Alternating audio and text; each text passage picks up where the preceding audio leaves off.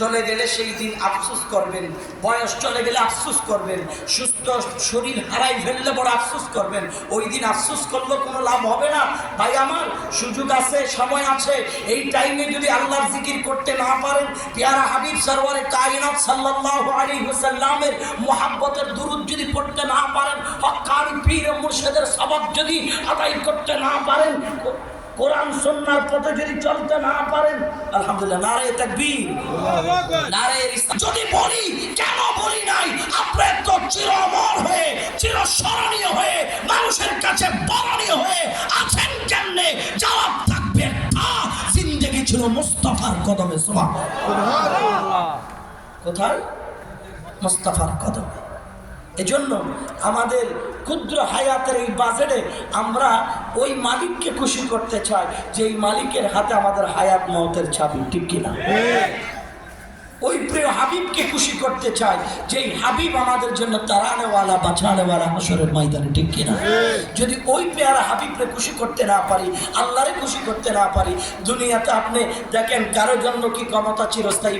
মুসলমানের রক্তে লাল করেছেন।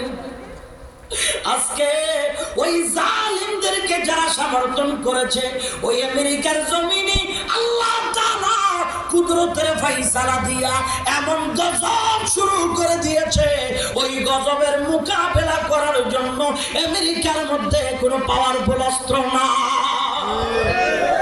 আছে। আছে আছে বুঝেন? যদি পুত্রে না দেখেন তাহলে কি হবে? কথা বলতে কিনা শাসি কি হবে?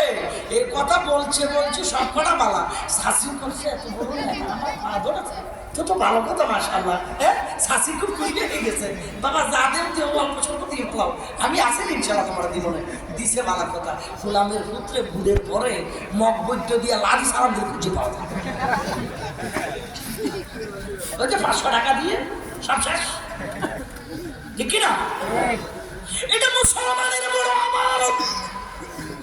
এই আল্লাহর বান্দা, এত বড় আমানত দিয়া একজন জালিমকে যে তুমি সমর্থন করলা, যার দ্বারা আল্লাহর ঘর মসজিদের আযান বন্ধ হয়, ইকামত বন্ধ হয়, জবাব বন্ধ হয়, ওলির দরবারে জবাব বন্ধ হয়, নবীর দুরূদ পড়া বন্ধ হয়, কোরআনুল কারীমের তিলাওয়াত করা বন্ধ হয়, সুদ প্রথা চালু হয়, ঘুষ প্রথা চালু হয়, মদের বাজার চালু হয়, জুয়ার বাজার চালু হয়, জেনার বাজার চালু হয়, আরেকজনের সম্পদ লুটে পুটে খাওয়াটা চালু হয়, তাইলে এই চালু করার ক্ষমতা পাইল কেমনে?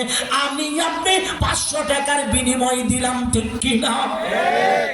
আমার কাছে যদি আল্লাহর ভয় থাকতো, দয়াল নবীর মুহাব্বত যদি আমার নবীর উম্মতের ভিতরে থাকতো, তাইলে এত বড় জালিমকে আমি সমর্থন করতাম না। এজন্য বলে যায়, আব্বা জান রে, দল যেটাই হবে হোক, মানুষটা ভালো কিনা খেয়াল করবেন। আবার অনেক ভালো মানুষ